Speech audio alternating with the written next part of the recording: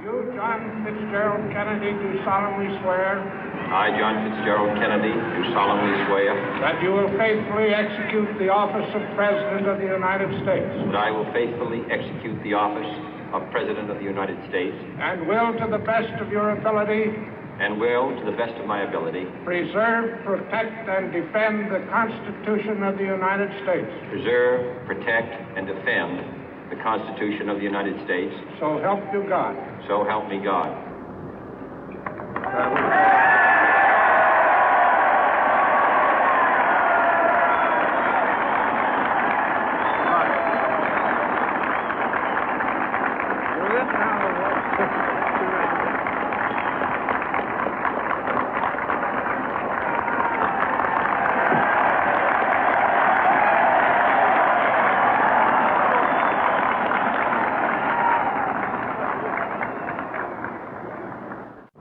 Vice President Johnson, Mr. Speaker, Mr. Chief Justice, President Eisenhower, Vice President Nixon, President Truman, Reverend clergy, fellow citizens. We observe today not a victory of party, but a celebration of freedom, symbolizing an end as well as a beginning, signifying renewal as well as change. For I have sworn before you and Almighty God the same solemn oath our forebears prescribed nearly a century and 3/4 ago.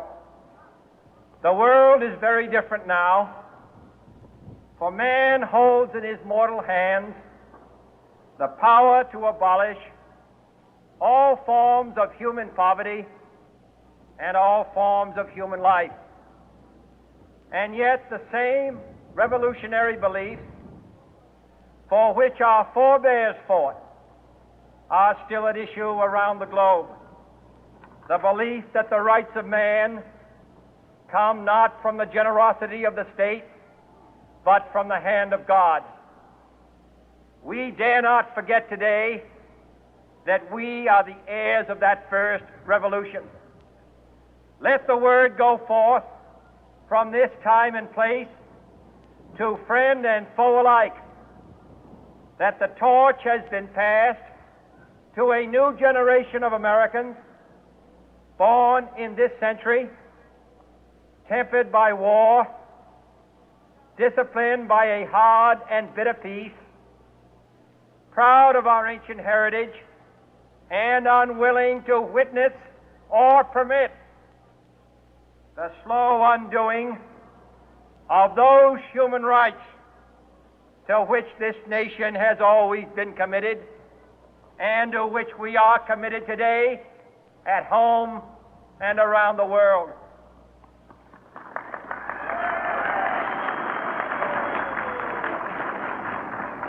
Let every nation know, whether it wishes us well or ill, that we shall pay any price, bear any burden, meet any hardship, support any friend, oppose any foe to assure the survival and the success of liberty.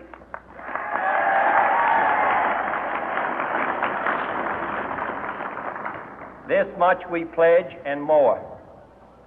To those old allies whose cultural and spiritual origins we share, we pledge the loyalty of faithful friends. United, there is little we cannot do in a host of cooperative ventures. Divided, there is little we can do, for we dare not meet a powerful challenge at odds and split asunder.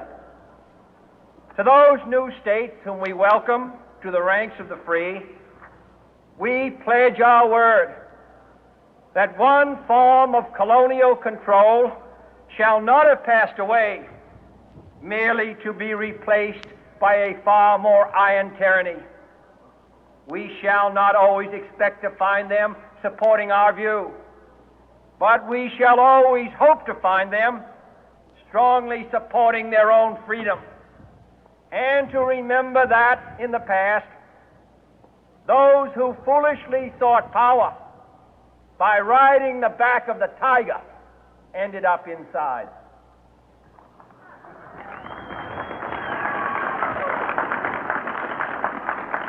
To those people in the huts and villages of half the globe struggling to break the bonds of mass misery, we pledge our best efforts to help them help themselves for whatever period is required, not because the communists may be doing it, not because we seek their votes, but because it is right. If a free society cannot help the many who are poor, it cannot save the few who are rich.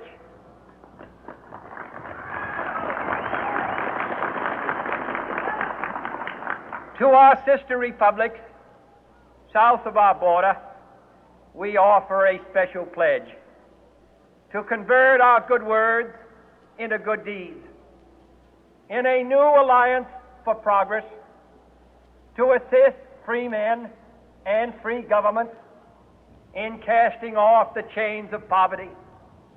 But this peaceful revolution of hope cannot become the prey of hostile powers. Let all our neighbors know that we shall join with them to oppose aggression or subversion anywhere in the Americas. And let every other power know that this hemisphere intends to remain the master of its own house.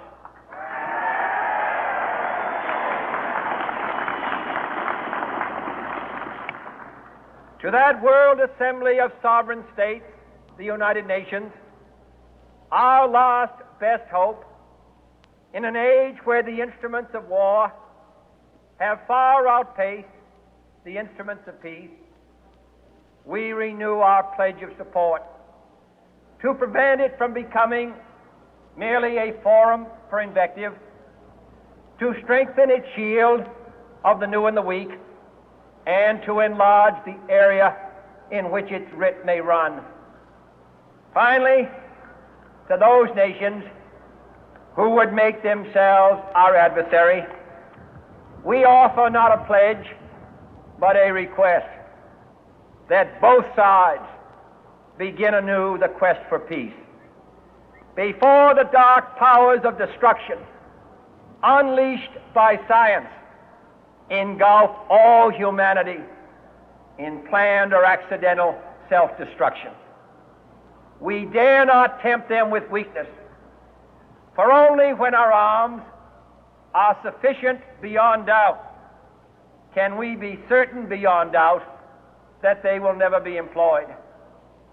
But neither can two great and powerful groups of nations take comfort from our present course, both sides overburdened by the cost of modern weapons, both rightly alarmed by the steady spread of the deadly atom, yet both racing to alter that uncertain balance of terror that stays the hand of mankind's final war.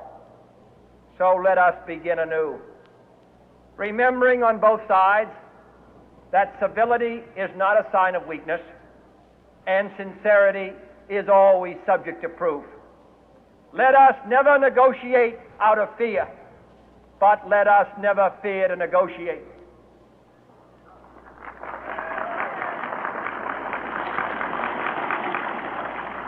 Let both sides explore what problems unite us, instead of belaboring those problems which divide us. Let both sides, for the first time, formulate serious and precise proposals for the inspection and control of arms, and bring the absolute power to destroy other nations under the absolute control of all nations.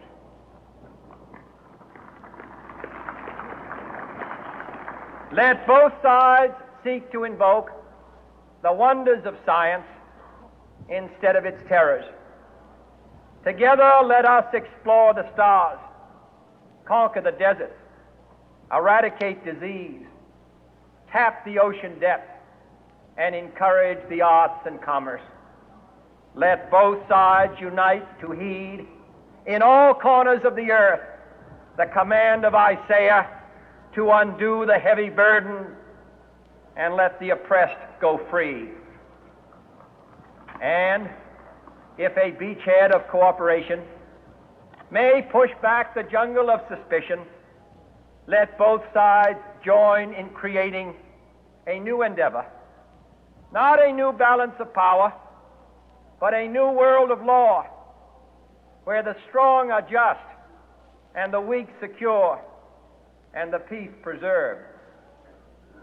All this will not be finished in the first 100 days, nor will it be finished in the first 1,000 days, nor in the life of this administration, nor even perhaps in our lifetime on this planet.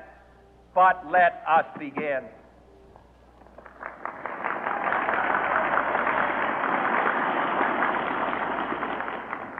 In your hands, my fellow citizens, more than mine, will rest the final success or failure of our course.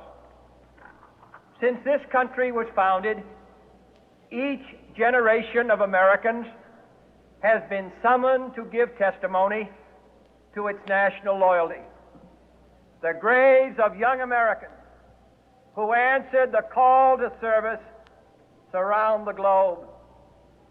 Now the trumpet summons us again, not as a call to bear arms, though arms we need, not as a call to battle, though in battle we are, but a call to bear the burden of a long twilight struggle, year in and year out, rejoicing in hope, patient in tribulation, a struggle against the common enemies of man, tyranny, poverty, disease, and war itself.